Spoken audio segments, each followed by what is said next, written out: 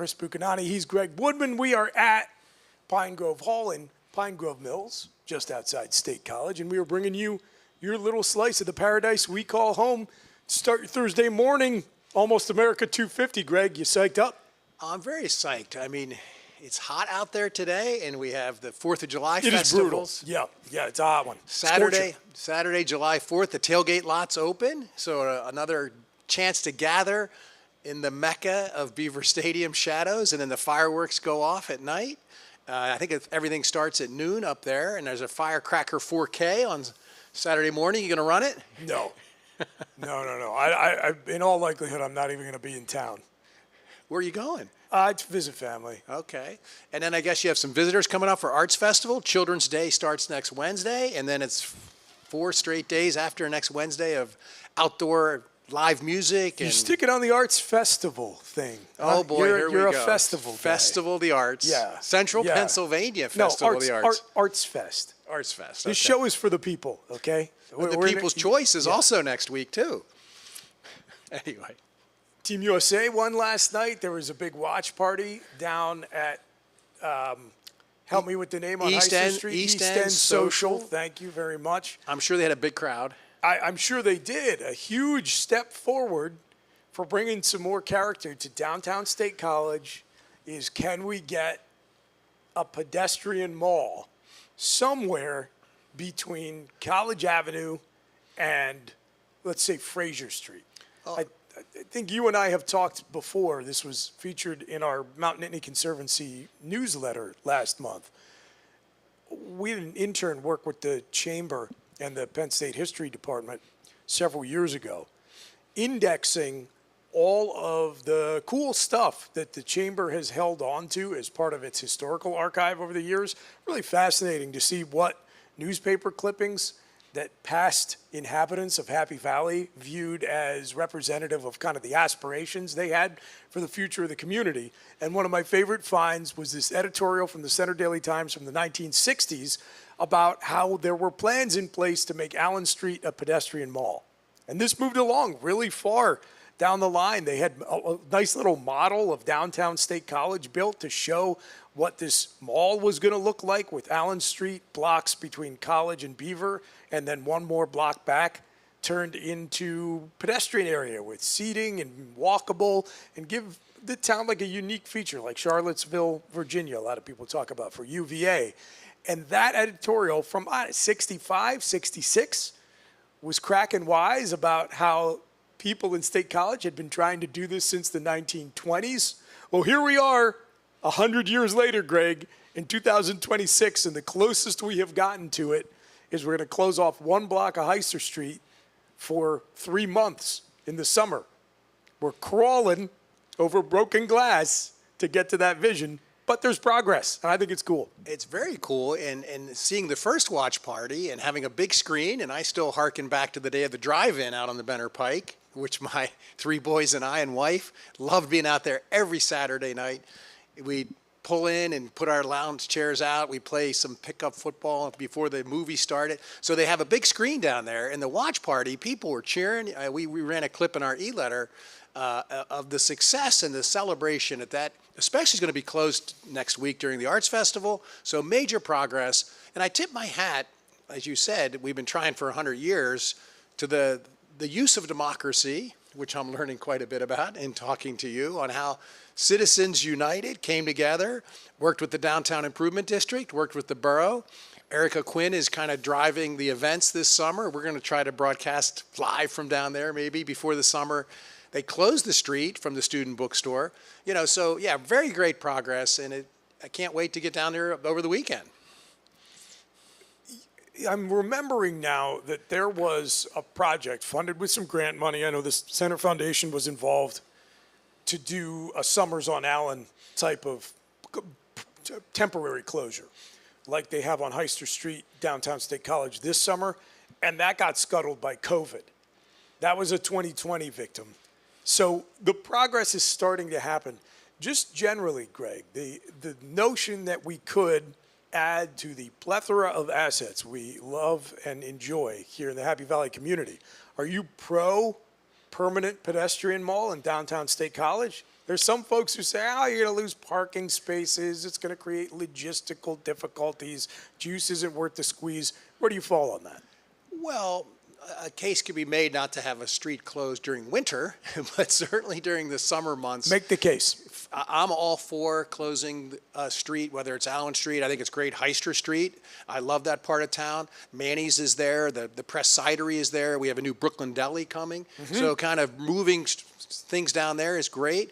So I'm pro. I am pro anything. The whole vision of this website is to have humans gather in third places, in downtown, in the Bellefonte coffee shops and Bold Brewery, so we're here to celebrate anytime, tailgating, gathering, human connection. So I am pro anything that has a sense of belonging into our community. So to clarify, you are pro permanent closure I am. of a street.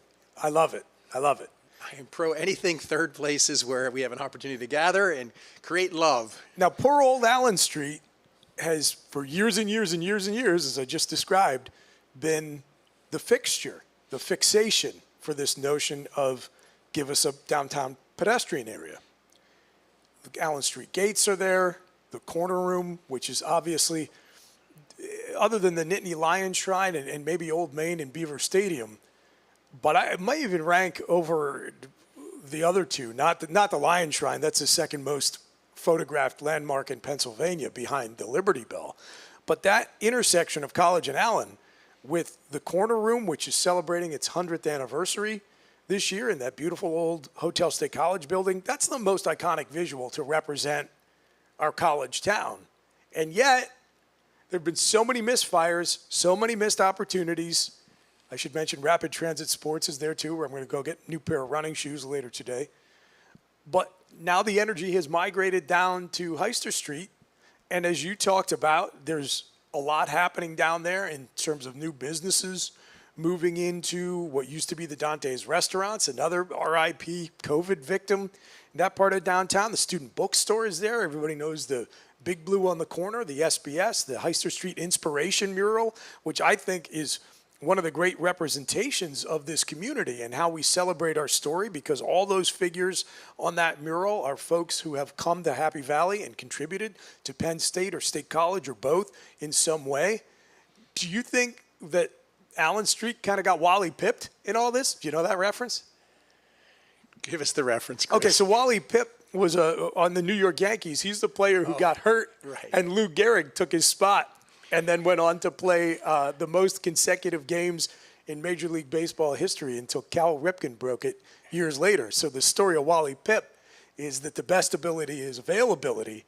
And if you call in sick one day, you never know who's going to come in. You might be enabling the opportunity for your replacement. So Allen Street called in sick. Maybe Heister Street's the new Lou Gehrig in this downtown pedestrian mall dream we've been chasing for 100 years. Well, you're always an advocate. Never take the sucker's choice of either or. Starting this weekend, construction begins to lay out Allen Street as a closed pedestrian mall that's going to run from Wednesday to the following Sunday, starting next Wednesday with Children's Day. So we're going to have the best of both worlds as we kick off really the best couple weeks here in the summer of Happy Valley. We're going to have Allen Street closed. There's going to be festival live music playing along there. There's going to be all kinds of food, and we're going to have some of the best artisans displaying their stuff all the way through Allen Street up through campus. So we get a chance to kind of live what they tried to do 100 years ago or 50 years ago. We're going to have a closed Heister Street. We're going to have a closed Allen Street. And it's a great innovative way to have the boroughs study and the downtown improvement district that should it be Allen Street? Should it be Heister? I'm happy with Heister Street, and I'm particularly happy that we're going to have both closed. And we'll figure out how to navigate traffic through there, and we'll figure out how to park. That's a great good problem to have. I like it. I like it. It's Connect Happy Valley A.M. coming to you every weekday morning, 9 to 10 a.m. here on the Connect Happy Valley YouTube channel from Pine Grove Hall. Visit them at pinegrovehall.com. Truly one of the gems of this community. Really cool spot. Excellent menu. Lots of live music. And you can find out everything you need to know about booking your reservations and the nights you want to come here to see some live music, including Friday night. Lord Forrest. Love to plug those because Liz Grove and Steve Christensen, the proprietors who make this place go, that's their band. And they're going to be playing up on the second floor, which they say is a different experience than down here on the main stage. But that's something to do tomorrow night. They have an event tonight. But like Tussey Wingfest is out tonight out of Tussey. Check our calendar out. You know, the Connect crew, led by Becky, really curate the best things to do. And there's just so many things to do that you really have to curate, and we try to pick of what's worth your time, but there's so much starting tonight through next Sunday. I think it's just a plethora of get out and about, not to mention getting out to all of our beaches and all these little state parks, from Whipples to Black Moe. I just feel like getting a lounge chair and going out to Whipples today. Hiking trails, pick your favorite spot on the Central Pennsylvania Tasting Trail, whether you're a wine or a distilled spirits or a beer drinker. A lot of cool atmospheres, a lot of great product being sourced and produced right here in the Nittany Valley. And ConnectHappyValley.com is where you go to sign up for the weekly e-letter. Comes out every Wednesday morning and starts out each week with that curated list of all the different ways you can enjoy our slice of paradise, all the different ways you can take advantage of what Happy Valley has to offer. And I brought up Team USA advancing in the World Cup. Very cool to be hosting that here in the Year of America 250, and how there was a watch party down on Heister Street, which is how we got talking about the future of that aspirational vision for a pedestrian mall in downtown. But one subplot, I guess, of the World Cup being here on domestic shores this year has been tourists, international tourists coming for the World Cup, and Americans getting, through social media, the opportunity to see what we enjoy and take for granted through their eyes and appreciate it differently. And I think you and I got an opportunity to do that with Penn State and Happy Valley yesterday when we had your former student, Chelsea Good, come on and talk about her experience of discovering not just the United States, but Happy Valley. And you get to see what is all around you, and you maybe do tend to take for granted from a different perspective when you hear an outsider come here and talk about the process of falling in love with the place. I thought that was cool. I thought it was very cool, and my head's been spinning since she was sitting right here yesterday, 24 hours ago, talking about coming here from New Zealand and to your point, falling in love, you know, but when her exuberance about sending photos back to New Zealand to her mom, which when they wake up, they'll see her in a hot dog suit, or they'll see her in a banana suit, and she said went. This is a pub crawl for folks who don't understand why you're wearing a costume at Penn State. Well, and then she said, you know, she would go to Doggies, the old Skeller, and grab a booth, which was coveted, and they'd pull out a card game, you know. And so then I asked her after the show, I said, are you drinking Rolling Rocks? And she said, no, we're drinking kind of beer with peach liqueur in it. And then she was mentioning other drinks that students speak. So I'm just, another benefit of just living in Happy Valley is just being exposed to watching these students and their love of events. And she's saying you have to have these events like Mojo Fest to gather. And she's talking about her mom wearing Penn State merch in the Sydney airport yesterday. Penn State mom, when in New Zealand they call their moms mums. You know, so anyway, again, just one of the assets, I think one of the biggest assets is we get to share our community with these 45,000 students who come here for 3, 4, 5 years, and then they come back as visitors. And as you know, one of our missions here with the vision and mission is, can we be a part of a community that has these students like a Chelsea say, why don't I set up shop here? Why don't I live here? Heck with New York. Why not practice your craft of your skills and ability right here in Happy Valley? And as you know, another subtext is to boomerang even my own 3 boys to consider raising their family in a community where they were raised. And they know that I turned down job opportunities because I wanted them to live in Happy Valley. I wanted them to go to the State College School District. I wanted them to go to Our Lady of Victory Catholic Elementary School. I wanted them to take part in a world-class university with world-class sports. Anyway, so they remind me, literally after every show that Dad, you did not keep us here because necessarily of Penn State football or even downtown State College. You kept us here. In fact, you wouldn't even let us go to Penn State. So I get a daily scolding that, Dad, if you're going to be on stage, we're going to reveal you. That you like Happy Valley far more than just the stuff you guys are blabbering about every day. And I get scolded that it was more about Bald Eagle State Park and Sayers Dam and Whipples and anyway, so in Welsh Pool and Science Park Pool and they're saying we should be broadcasting live from a summer swim meet. That's more the vision of community and connection. And you've been a lot at these swim meets, cooking up burgers. That's what we're trying to peddle, and the sense of belonging and why we really love Happy Valley. And I love it. I am in my happy place. I fully intend to die here. I don't want to go anywhere else. It is a fascinating dynamic to me, Greg, that exists in this community. It is something, too, that just special alchemy that only occurs in a college town. I do wonder if I went to other places, and as we've discussed before, there aren't a ton in terms of peer institutions that have a town that is similar to State College. A lot of them, including all across the Big Ten, are in bigger cities. So there's not quite the interdependent, symbiotic relationship between town and gown at most other schools that have an R1, or most other college towns that have an R1 universities we have here in State College. But I do wonder if I went down to like Gainesville, Florida, or I went to Bloomington, Indiana, which maybe now would be about football, but more about basketball. Is there this whole subculture of we got to run down the primary, we got to just not just bite, but relentlessly, angrily gnaw on the hand that feeds us? Is that unique to here, or do you think if I went anywhere else, if I had turned into a gator instead of a Nittany lion, would I be doing Wake Up Gainesville with some marketer who had decided to stay down there, and he'd be like, let me tell you, we just need to make sure that everyone knows we've got a high school and a youth swim league, and I would just not talk about the thing that brings 100,000 people into Gainesville from all corners of the map. Do you think that's happening, or is it just our stupid low self-esteem here in Happy Valley? Well, great question. But, as Chelsea yesterday said. Well, I'm sorry. I ask you a question, then I jump in. I just want to make the point that it is perfectly fine to understand. And I love all of this stuff. I love it. I love it probably more than practically anybody else who is inside Beaver Stadium on a Saturday home game.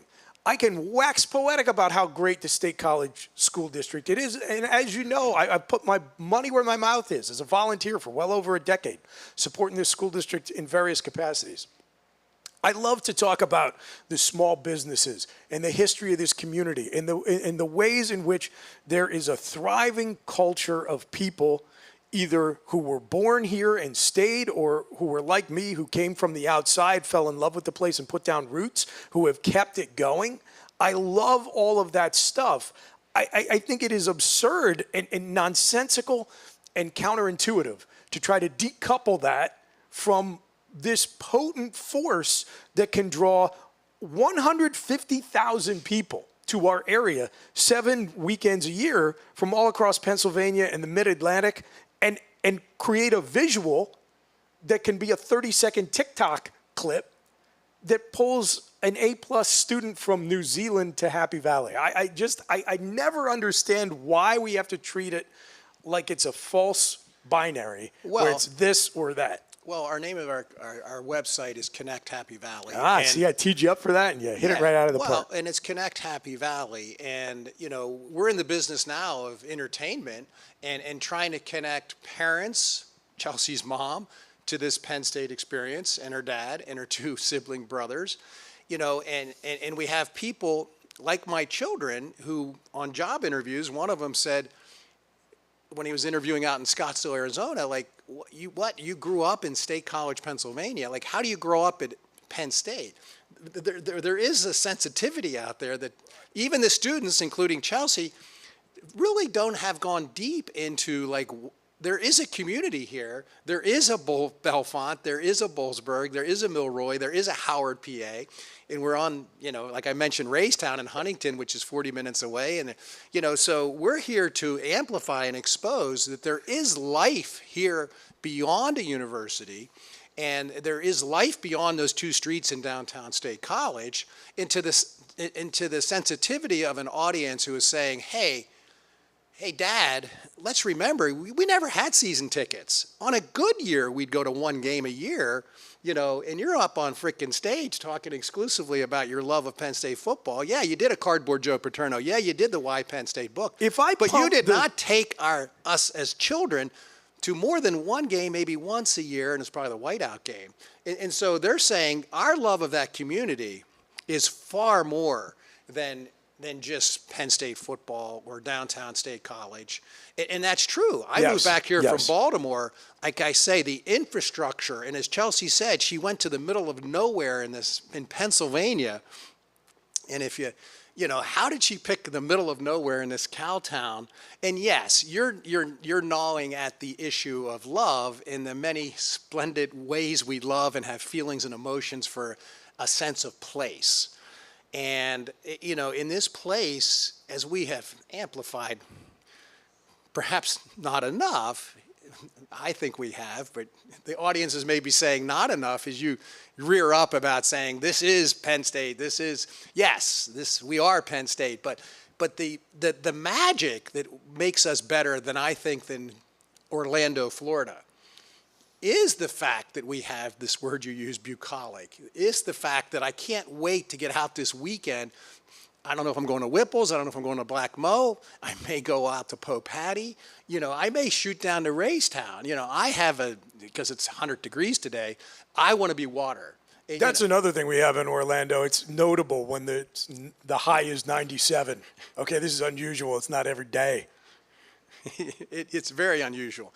So I love the instant feedback that every day, if we're up here, and we're going to have guests starting next week, and we had one yesterday, is that this is the first time in my career where I'm getting instant feedback from a marketplace so instantaneously, and I love it. And I love it, and as we produce this show, ultimately we're fighting against Netflix, we're fighting against the NBC Today show. We want people to come in, whether it's 5 minutes, 10 minutes, or watch it at night, for a slice of paradise to reconnect with this sense of place. And that hometown pride, as you know, we're serving alumni, we're serving the parents of students, we're serving, that's great, we had Chelsea, the student market, the incoming students, now the high school parents who are looking to understand and come to Happy Valley. I mean, we have a wide variety, and mostly we're trying to activate the 160,000 people who live in our community to get out in real life, touch grass, get out to the Wing Fest tonight, come out here and see Lord Forrest perform, and come back for the Arts Festival, or more importantly, as a local, come on down to Allen Street. And experience these artists who are coming in from all over the world. A lot of these artists, I think, were in Ann Arbor this week, and now they're moving their vans and their Airstreams here to sell and peddle their wares. But so we are so rich with cultural assets, as for us to amplify is our biggest challenge. And the name of that event is what, Craig? Central Pennsylvania. Don't guess. Arts Fest. There you It's go. just Arts Fest. There you go. Some call it the Penn State Arts Fest. I used to do T-shirts, and I'd call it the Penn State Arts Fest. And I did really well with them until the festival shut me down, saying, you can't sell it. It's a licensed name. You had that experience a lot in your career as an entrepreneur. I did. Anyway, that's my diatribe for the day. I was very good. It was very eloquently put, and I think he laid out the energy and the passion you have for this project, which we're calling Connect Happy Valley. And I like that you said implicit in the name is the idea of bridging these different, I call them silos, worlds, subcultures, whatever you want to call it, the puzzle pieces that make up the unique, delightful picture that is all of Happy Valley, because it's not, as I always like to say, either or. It's not football or all the other stuff. it's everything. They can be celebrated side by side.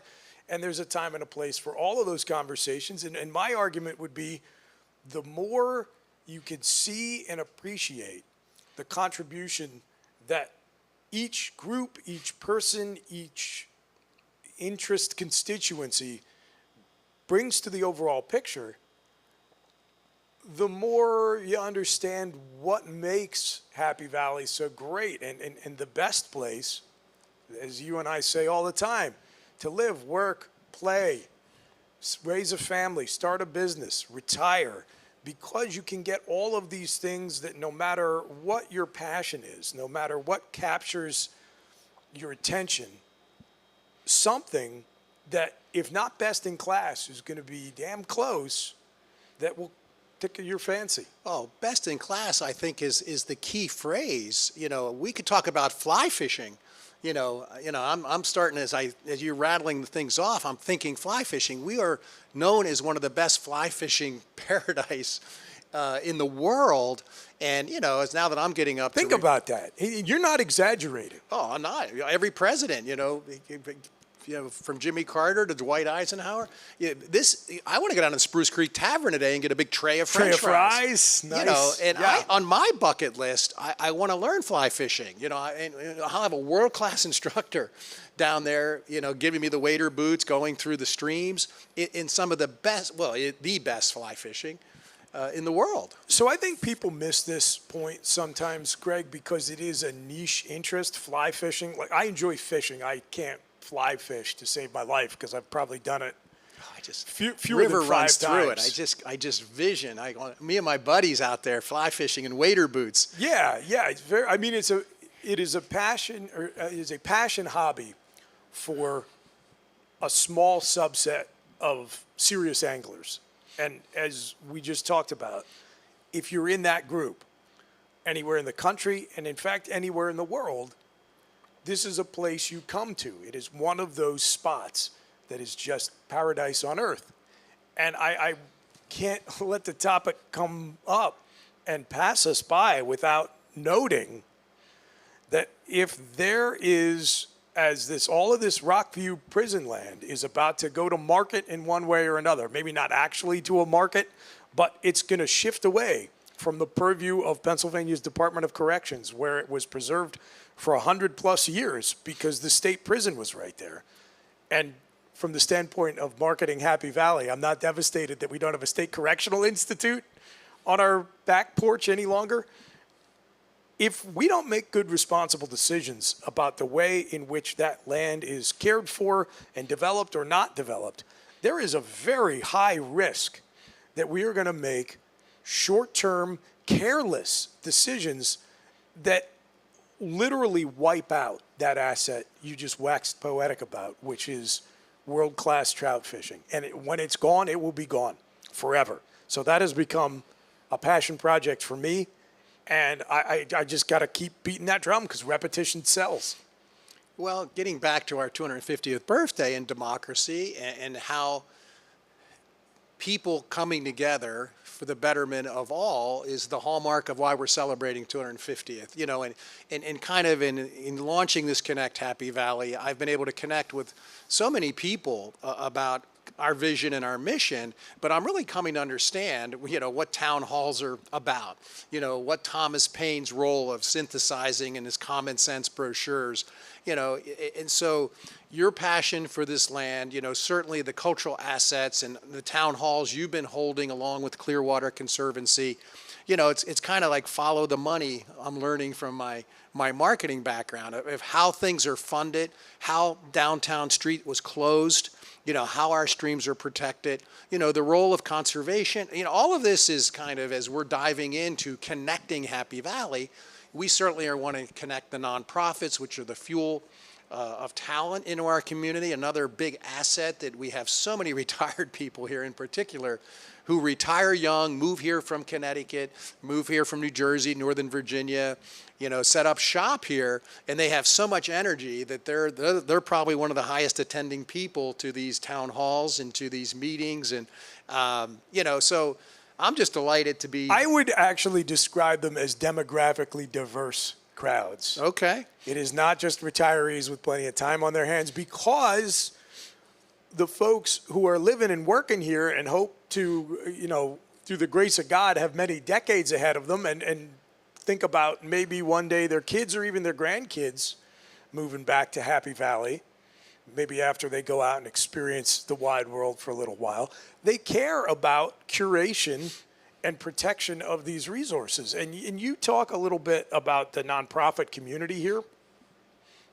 To me, that really shows off the most precious asset that we have in Happy Valley. It's people. You talked about how Connect Happy Valley looks to spread the gospel of this place to parents of students and students who come here, and Penn State alumni, Come back. Locals who have spent their entire lives here and may have come to have the fish and water approach, have taken so much of what is at our fingertips for granted. That's the most precious resource of Happy Valley, that diversity of people who have some kind of stake in the place. And that's reflected in the number of really incredible nonprofits we have that are just fueled by people who give up their time because they care about the communities and they care about the place and they want to keep them strong. Well, this Arts Fest, Penn State Arts Fest, or the Central PA Arts Festival Fest, of the just Arts. Arts Fest. It is. I'm going to get you on Arts Fest and nothing else. It is a nonprofit that is going to be closing Allen Street, closing arteries on campus, and luring in a couple 100,000 people to fill our hotels. Most of them are going to be, I believe, Penn State alums coming back. As Chelsea said, all her buddies are coming back from the school year, and they're here to enjoy the live music and certainly gather. But yeah, the nonprofits are really, you talk about diversity, because we have students coming in here from all over the world, likewise professors, we have a very diverse community. And I think that is, again, the elixir, from all of our different variety of restaurants all over Central PA because of that diversity. And then they populate leadership positions in our nonprofits.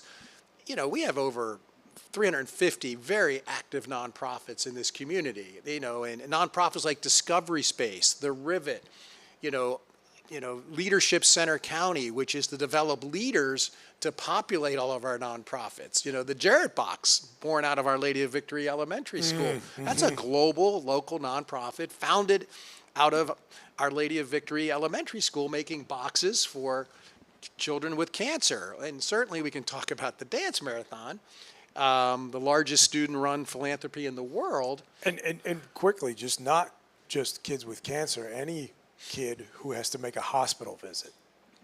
Really, that's an incredible story. We're going to, I think, have a lot of fun over the coming months, Greg, in bringing in the people who make those nonprofits go. And as you said, Fourth Fest this weekend, Dance Marathon, the largest student-run philanthropy on the planet, raising millions upon millions of dollars for pediatric cancer research. One great story after another. Yeah, well, and as Chelsea mentioned as our guest yesterday, she was giving us a psychographic demographic of young people that they cherish scheduled events. She mentioned Halloween, these bar crawls, tailgating, Mojo Fest. So again, as we're looking at our event calendar is really the tip of the spear of us curating events. Yep. And then working with restaurants and attractions, what if everyone has to get us out in real life, touching grass? We as humans only get out when there's a scheduled event, a tailgate, a Mojo Fest, and so this is really intriguing to us as we're trying to be the signal in the noise of getting people off their digital phones and out and about, connecting hearts in third places, that we have to maybe coach up a lot of these venues that if you want to maximize attendance and maximize gathering, you need a Memorial Day event. You need a closed street in Milroy. You need a Pedal and Pints, which meets every Tuesday in Milroy, and people go pedal. We also have a very top-ranked, best-in-class mountain biking community. Oh, my And so Lord. there's these Pedal and Pints. This trivia is happening all over these third places, which are packed. Again, what's this telling us? Is weddings, rehearsal dinners, you got to save the date. Are we being wired, if we're going to beat this tech neck that we're getting from being on our phones, which is now a medical issue of tech neck, How we're going to beat that is we have to schedule events, and that's why our event calendar in the Connect crew, led by Becky, is curating events, and we have so many of them because I guess the third places have figured this out. If it's not a save the date, we're not going to go out. First of all, is that a real thing? TechNet. Oh, it's an issue. It's an issue. We're all getting it. I mean, we're living the villain in our story is the digital screen. And so we're trying to beat that at a local level, celebrating, amplifying that we have all these cultural assets. Get out and connect humans, which is the hallmark of human flourishing. Every longitudinal study of happiness in the blue zones, we call it the blue-white zone, is ride the catabus with the students. Gather even on the catabus as you're going to your third place. Get out to Whipple's Dam. They have live bands out there on Saturday nights and our little beaches. That these things were started during the Depression through Army Corps of Engineers. Anyway, it's what if Penn State is known in a couple years as exporting human connection? That would be great, would it not? I mean, you and I have probably talked a little bit too much, certainly more than we've talked about Penn State football, I'll note, about the future of higher education and how it adapts to the, whatever the age of AI is going to ultimately look like. And I was reading this morning after I woke up about all the new stuff that this latest iteration of Claude can do. And, it's not a genie that is being put back into the bottle. So yeah, I think we're uniquely set up for that, and I hope we'll be following along and telling that story, not just stories of the past, but stories of the present here on Connect Happy Valley A.M., which you can watch Monday through Friday, 9 to 10 a.m. live from Pine Grove Hall on the Connect Happy Valley YouTube channel. Well, I'm a big fan. As you know, we talk about business models and entrepreneurship, and I've had the privilege of working with over 500 students, attempting to teach them the entrepreneurial mindset, a servant leadership mindset.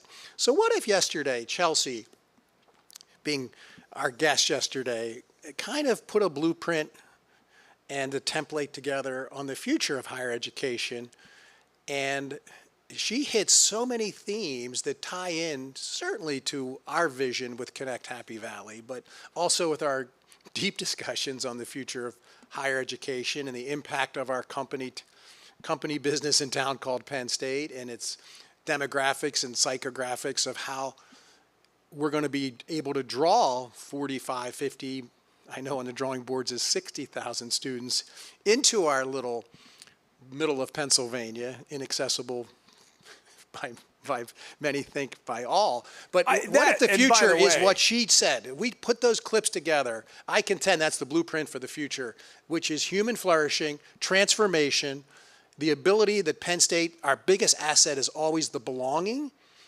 We talked a little bit about humanities. We talked about emotional intelligence, how selling and persuading and project management, all of that she got from Penn State, I think she laid out the blueprint for the future. I agree. You said something I really feel like we got to pause and put a pin in. You've now, over the course of the conversation, used terms cowtown, middle of nowhere, the old phrase, which is from the 1850s, that we should now be using as a joke, equally inaccessible from everywhere. This place is not... I just want to make clear that when I describe this as middle of nowhere, or and you too, Greg, or a cow town or whatever, that is, it's like it's appropriating and weaponizing an inaccurate stereotype. So we're almost to July 4th. That song Yankee Doodle was actually a song that the Redcoats used to sing to mock the Continental Army. And so what did the American rebels do? They appropriated it and sang it back, this song that was mocking them and their supposedly second-class nature, to show, hey, we've heard your joke and we don't care, and we're going to, it's like Jason Kelsey giving the speech after the Eagles won their first Super Bowl. We're from Philly. No one likes us. We don't care, right? That's the spirit. Well, when I talk about the term Cowtown or the phrase equally inaccessible from everywhere, it's not equally inaccessible from everywhere anywhere. I-99 rolls right through town. We got I-80 is 20 minutes away. We're not inaccessible or anything close. You always point out there is probably no place with half the gems and resources and blessings of Happy Valley with within 3 hours of a greater number of population centers anywhere on the planet. So we're in the spirit of stealing and appropriating and reversing the mockery that is directed at us. Okay, to me, Cowtown is a feature, not a bug, because I can go see a top 15 college football program, which might play in the largest arena in America this year. I can go see an off-Broadway production or a touring theater company. I can hear a former U.S. president or a Nobel laureate or a famed actor go speak, sometimes for free. I can go to documentary premieres from public broadcasting, and I can go hike a variety of trails or bike them if I so choose, or swim or go enjoy world-class fly fishing. And I can do all of that and also live 2 minutes from a Wegmans, and there's very few places on the planet I can do it, because you don't get that combination of metropolitan and bucolic repose all within a 20-minute driving distance. So yes, we're a cow town, and we're damn proud of it. Amen, Chris. And I'm sitting here thinking that I flew all over the world when I was the chief marketing officer for Airwalk Footwear, headquartered in Altoona, Pennsylvania. I flew to Japan from the State College Airport. You know, I've flown to Dusseldorf, Germany from this, you know, and I flew to visit my son in Scottsdale and out of State College. I love that airport. And what's so cool is it's an Uber ride from my house that I think costs $8, and I don't have to be there 2 hours early. I can come in there like an hour before and enjoy the little breakfast place they have out there, which is very well priced, by the way. You can get good breakfast and bagels out there. I complimented the guy. I said, "How are you selling water for $2?" He goes, "That's what I do." So no, I love our airport. I love that we're getting 2 new flights to Charlotte now, and we fly to Dulles. We fly to Chicago. I mean, so I love. And I was able to go visit my mom last week, 2.5 hours into Baltimore, you know, where I saw a play down in Baltimore. And I think we have 70% of the population within a 3-hour drive. And I can pop into Pittsburgh now, 2.5 hours, I-99. We're the connector between State College and Harrisburg is going to be being finished over the next couple years. So yes, we have amazing transit, amazing airport. And yes, so. And here it is. We're not a city, okay? We're not New York City. We're not Philadelphia. We're not even Harrisburg or Pittsburgh. No, duh. I don't understand the people who think, they're criticizing where I live by pointing that out. It's, yes, I understand that. Do you not grasp that those are selling points for me? So I've talked before about the cycle you go through if you are a Penn State student who does not leave State College. Graduate, 21, 22 years old, and your mid-20s, you are an object of mockery and derision from your friends. Oh, what do you do? Oh, you didn't leave the cradle. Are you still stuck in State College? What are you still doing there? You just endure this and, nod along. Okay, yeah, you got me. Good one, guys. And then you get into your late 20s, and those folks have been beaten up by the outside world, and they've started to experience the full breadth of pros and cons of big city living, big city lifestyle, the pace, and all the negative aspects of it. And what are you still doing there turns into, do you know of anyone who's hiring? And so during that time period, my mid-20s, all those guys who, by the way, still gratefully accepted the free place to sleep on home football weekends and Arts Fest weekend, who would come and say, "Well, what are you still doing here? What are you you're stuck in State College?" They would come to my house where they were staying at no charge, by the way, which I love. I love hosting people on Penn State football weekends is one of the great joys my wife and I both have. But they would make these snotty little comments about, oh, you're going to leave your door unlocked tonight? You lock your car doors out there? Probably not. Like, oh, it's just, boy, must be tough. 10 minutes of traffic getting from your house to your job every day. And I would say, guys, is this supposed to be a joke on me? Like, do you realize how much I don't hate being mocked for how little crime, traffic, and pollution there is where I live every day? I don't understand it. If you like that, certainly, there's no question, there are a number of things, wonderful things you can access if you live in a city. And if you want those things, it's like I said when James Franklin was here coaching and used to constantly make these snarky little comments about how small State College is. If you don't like it, get out. Like, it's a huge planet. There's 8 billion people on this earth. And whether you're a football coach making $10 million a year or a short order cook making $10 an hour, if you don't want to be here, that's the beauty of America. You can leave. It's what all these World Cup tourists are discovering and enjoying right now. So I just get my dander up when people make the Cal College comments like it's something that we ought not appreciate and be protective of versus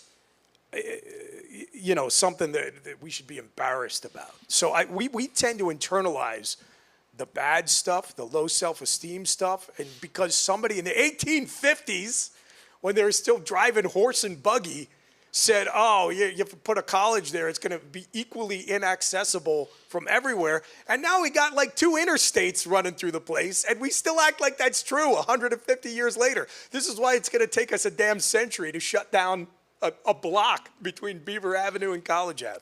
Well, I like that expression. It's a feature, not a bug. I love it. I love it how I love a 3-legged dog. And I love when I see the Amish in their horses and buggies, again, a feature, not a bug, and I love the fact that the Amish actually hold this nonprofit.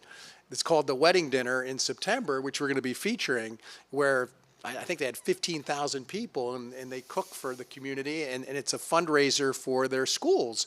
So we have Amish schools out here in this bucolic, tranquil village it's of awesome. what we live. It's great. It's a wonderful place to be and a wonderful place to live. And if you're going to come to us and say, oh, isn't that quaint? It's like, yes, it is. 8 billion people. Some of us choose to prioritize quaint. And if you don't, I've got great news. There's a million other places you can go.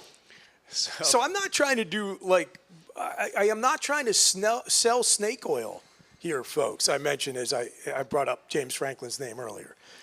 We're just truth in advertising. Well, it is so many great people, places, activities, opportunities, all clustered together in one space. If you love that, we are here to raise the flag and share the gospel that Happy Valley is a wonderful place to live, work, play, raise a family, start a business, or retire. But I'm not going to pretend like it isn't or it is what it's not. You know what I'm saying? Well, it's for some, not for all. And that's okay. Well, in classic marketing, there's the 4 P's of marketing: the product, the price, the place, and the promotion. As we are going to wax on, especially when we have our guests joining us, is that we believe in the product, think it's the best product, we live where our feet are, and we feel it's the best place to live, work, and play. I certainly made in my life as a parent and a husband that we chose to stay here. We did move away for 5 years to be closer to my parents and my siblings, and we spent 5 years in Baltimore. And I'll tell you, what I missed the most was the infrastructure of all the cultural assets we talk about. And, and the challenge that I was mentioning earlier is that when people peel back the onion of the decision-making my wife and I made to raise our family here, the point I was trying to make earlier, it was far more than some of the heavy things we've been talking about that's beyond football and even beyond even our love of downtown State College. And so they were saying, Dad, we want to remind you that we stayed in Happy Valley, and they maybe even hearkened and made me move back, and they rattle off some of the assets we talked about of why I couldn't wait to get back to the infrastructure. I couldn't wait to get back to the bike trails and the scout camp out at Seven Mountains where my boys were in Boy Scouts, and back to the summer swimming where you don't have to really commute between Science Park, Park Forest, and Welsh. And you do have to go down to Lewistown, I know, for a meet tonight. And we did have to go out to Penns Valley. But we love pools. We love summer swimming. And I think that is the soul of our community and why we community members live here. And there's so many things we can talk about of activating our locals into many of the assets. I mean, I learn new stuff like this on Golden Pond. There's some venue here in town that the Schreiers invested and donated. It was the old Girl Scout camp, and still is the Girl Scout camp. I got to check out cabins there, for a reunion. So there's just so many things we have to cover. Our work is just starting on amplifying all of the assets we have in this amazing Happy Valley. Even the name Happy Valley is just such a cool name. It's for the region. There's 160,000 of us who choose to live in Center County. And it all comes to the city that is here in the center, the ocean of Penn State, in the heart of Happy Valley. But anyway, so much to do. It's not a bad thing to live. To live, that means your everyday existence, where you wake up, you go about your business, and you lay your head down to go to sleep, where the cops talk about the time they investigated the murder. That's my sales pitch on Happy Valley. And you ask the question, why is it the best place to live, work, play, start a business, raise a family, retire? Well, I do think part of it, and we've touched on it off and on throughout this hour, Greg, here on Connect Happy Valley A.M., is the way the people care for the place. I think that ought to send a message to anybody who is thinking about coming here for a day or forever. There must be something special there if so many people invest so much of themselves, their time, their talent, their treasure, in caring for where they are. And we were talking about the Rockview property and the conversation about where that's going to go, and you mentioned Clearwater Conservancy was a big part of that conversation. I'm involved through my service on the Mount Nittany Conservancy Board. Well, I was thinking about the fact that both of those organizations were founded in the same year, in 1981, by locals, Jim McClure and Ben Novak, who loved the Nittany Valley and cared for preserving sense of place, understanding that natural resources are a huge part not only of the life experience of a community, but its character. So clean water obviously has great practical utility, but it's also important for great trout fishing, which is just one of life's pleasures. And so those things in concert, the ecological value of Mount Nittany, the experience you get of being able to enjoy a hike or looking at it from the tailgate fields before a Penn State football game.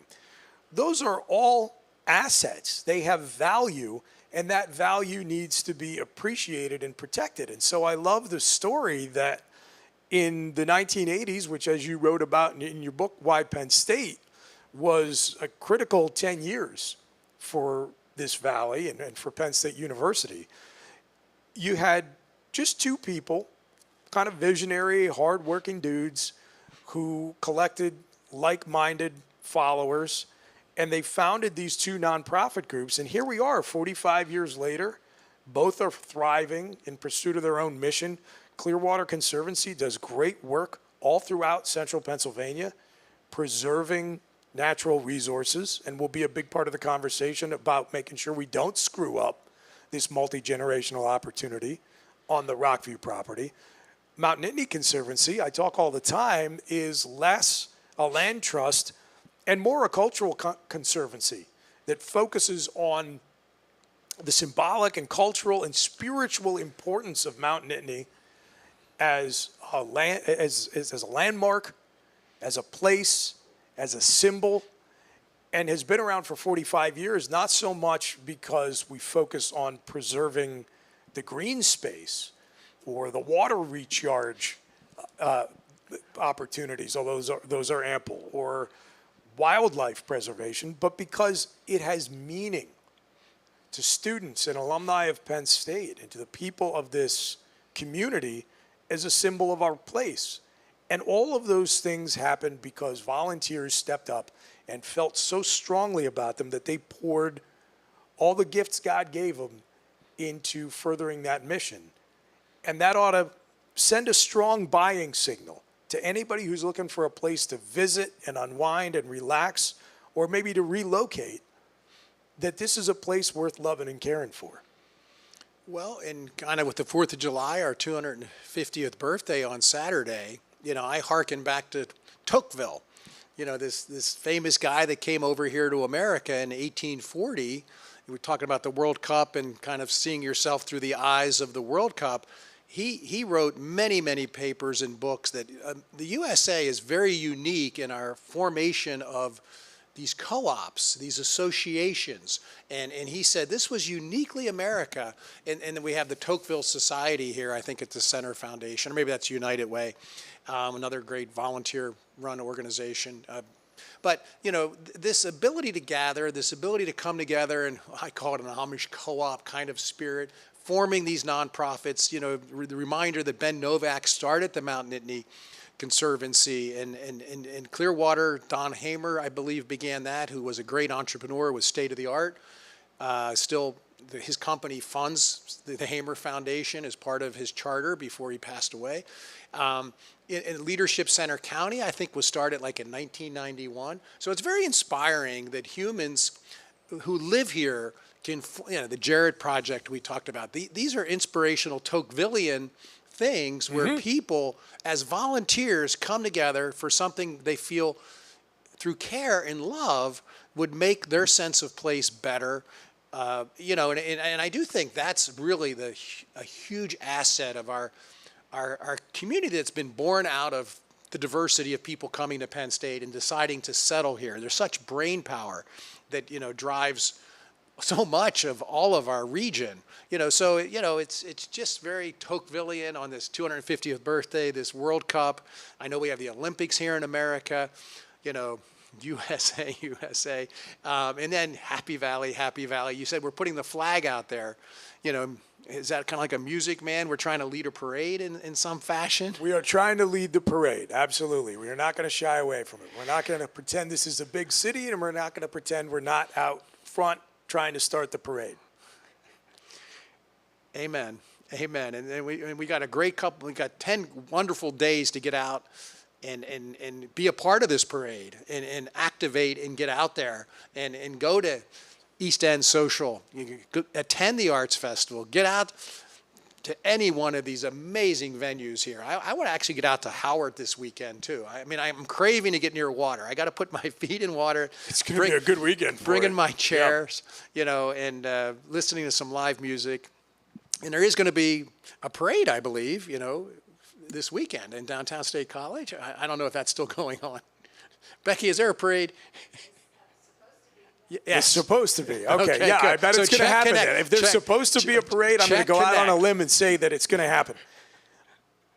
I will throw in a quick plug since we were talking about the Mount Nittany Conservancy. We were discussing as we were up on the mountain on Tuesday, doing a lot of work with a professional arborist to bring down some of the snags that were along the ascent up the White Trail on the mountain and clearing out some of the overlooks, that it was good timing. Because the Mike Lynch overlook, that's the most famous one that everybody visits, that gives you that beautiful view down into town and campus. You really get a great perspective on how the profile of Beaver Stadium's changing with the renovation project. That offers a unique vantage point to view the 4th of July fireworks show. And there are always folks who make the climb up there. Make sure you bring some kind of a headlamp or something. Be safe about it. But you're going to get the best view people have had in years because we were able to clear out a lot of the dead trees and the branches that had grown to obstruct the viewpoint from that overlook. That's maybe one of the coolest spots to see Fourth Fest in all the valley. So that's a Happy Valley hack, we can call it? That you Sure. can climb that Let's mountain make it a hack. after hours? You're allowed up there? Well, Greg, as I said to folks yesterday, there is no enforcement arm of the Mount Nittany Conservancy. There's going to be a wild pack of us up there with our headlamps on. I got to unpack all my old Boy Scout stuff. That's a great little tip. I will just share with the audience what I always tell the maintenance hikes that go up there, all volunteers. Just look up the term assumed risk. It's an important one to internalize before you hike Mount Nittany. Well, we got about 30 seconds left, Chris. So sum it all up. I will sum it up thusly, Greg. It is a pleasure to be embarking on this experimental project with you here live from Pine Grove Hall. Check them out at pinegrovehall.com. Book your dinner reservations, possibly to coincide with some of the great live music they have here. And sign up for the weekly newsletter from Connect Happy Valley at connecthappyvalley.com. We'll be back tomorrow morning at 9 a.m. Until then, everybody, enjoy Happy Valley. It's awesome. Good job, Chris. Yeah, good job.